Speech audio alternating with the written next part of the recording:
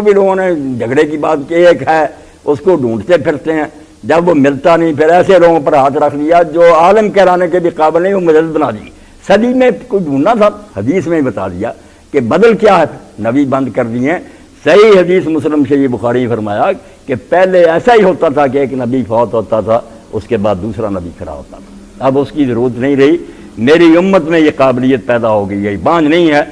اس میں ایسے لوگ پیدا ہوتے رہیں گے۔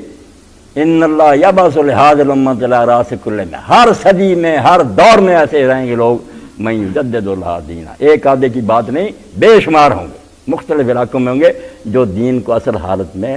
تازہ رکھیں گے۔ جو گرد و غبار پڑے گا چھانٹ، اس کو ہی مجدد کیا دیتے ہیں کہ جو لوگ واحد کے لیے بھی آتا جمع گے، ایسے لوگ رہیں گے، جماعتیں ہوں گی، گروہ ہوں گے جو دین کو زندہ رکھیں گے۔ اور دوسری حدیثوں میں لفظی گروہ کا حضور نے فرمایا کہ اس امت میں ایسا گروہ موجود رہے گا جو عیسیٰ علیہ السلام کی آمد تک دین کو اصل حالت میں رکھے گا، ساری دنیا ان کی مخالفت کرے وہ۔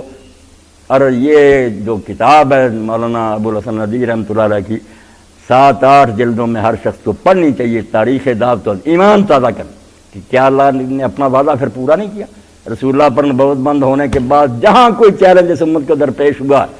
جب لوگوں نے کہا کہ یار اس کی کمی ہے، یہ تو پوری ہے نہیں، شاعر کی ضرورت پڑی، رومی جیسا کھڑا کر دیا،